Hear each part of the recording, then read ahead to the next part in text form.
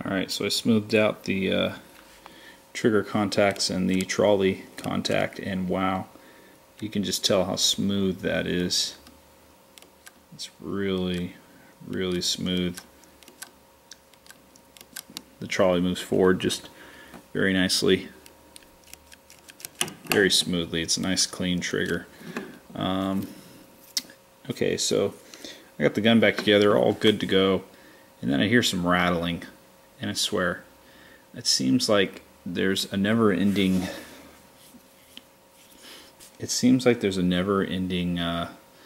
issue that I find with parts, and honest to God, it is usually down to the quality of the part,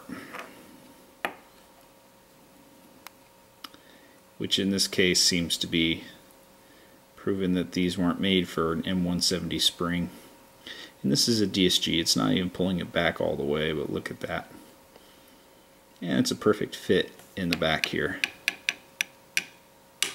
So I'm going to have to modify around this, and I already have an idea. I'm going to cut off the other leg so that it's completely round, and then I'm going to install my own 2 legs and glue it on here. It's going to be a round circular piece. It's 2-legged. Glue it on there, and that will allow me to still install it. And then I'm going to go to Lowe's and find me another screw that's longer threads. The reason is because once I increase the forward movement here, the threading is going to be back further, and so I need a longer thread just to keep it as stabilized as possible. Because this is really big and I'm pretty sure there's no screw like that, I'm going to need some kind of washer.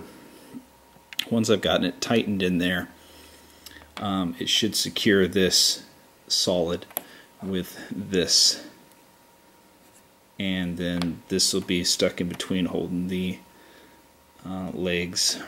So even if it was taking impact, I don't think the legs would break. I might do this off the aluminum rod that I have already. Try it with that first and then go to steel if I need to. What the hell, you know. But I think that's a pretty good plan, considering these aren't worth buying again just to have, you know, break a leg. So yeah, it just seems like that you know, once you're building something, there's going to be an issue somewhere that certain parts cannot withstand that performance, and you're just going to have to work around it. And once you do that, those parts don't fail again, and then you've pretty much tuned your rifle very well. So for instance, replacing the bushing, the bearing in here that I did, the micro switch, and then what else have I done in this gun that I've replaced? I can't think off the top of my head. The hop up and everything like that that goes to the front barrel assembly, all that's been replaced. I still have to work on the nub a little bit. I hate the nub piece for the G36 simply because they're very small and they break very easily, depending on your hop up wheel. But this is just a clear sign of that. You know, you can be really good at working on rifles, but you can't prevent things like this, and you're gonna have to open up your gun and fix it regardless. Yeah, I'm gonna work on that now. What the hell? Alright, so here's my plan. I glued the leg back together so I could decide how I was gonna build this thing. The black is what I'm gonna not cut right there. So all this gray area I'm going to cut off probably about 1 millimeter. And then I'm going to cut the black areas on this thing and fit this down into it. So I'm making new support legs, and I'm going to cut these legs back off. The one super glued should come right off, and then their leg I'm just going to cut off. So this will sit down into, and then I've got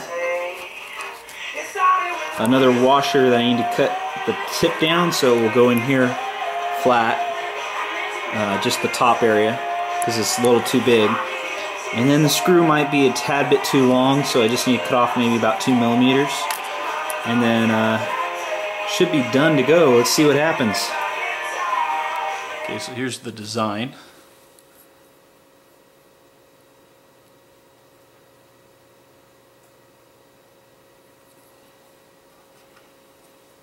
the legs.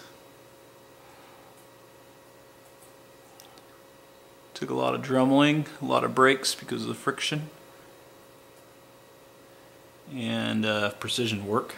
But basically, slide this in here, and then it becomes two legs. You can turn it over,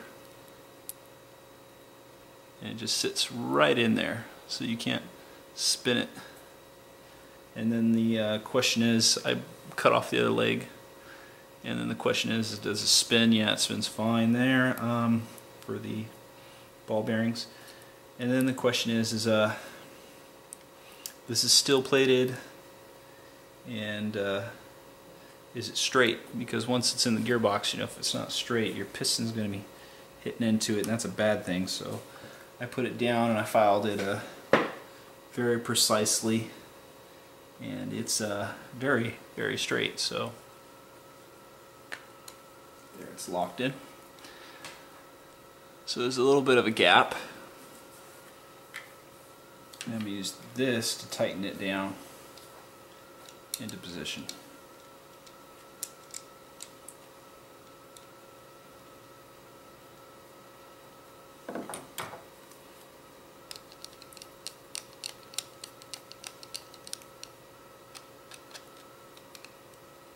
This is why I might have decided to use a different washer and screw, but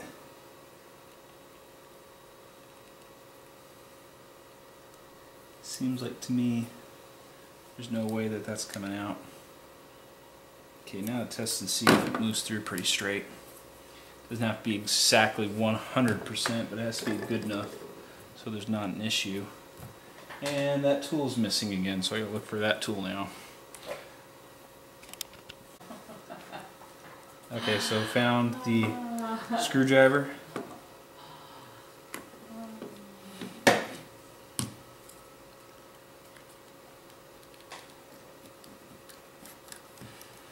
Seems to have no effect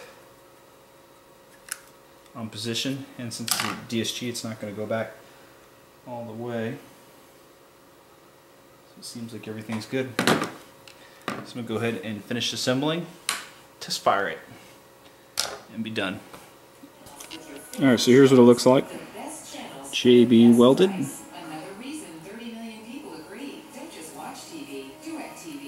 It seems to be on there pretty damn solid. So I'm going to go ahead and put the rifle back together. Here's the mag well. You can see that would accept a mag, no problem. Okay, and you can see the wires folding away from, that's the gate wires. They are not getting clipped. So now to test fire while in the body. Go semi.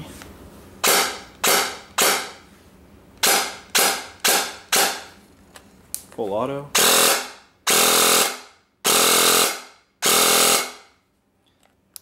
So you see it works perfectly now.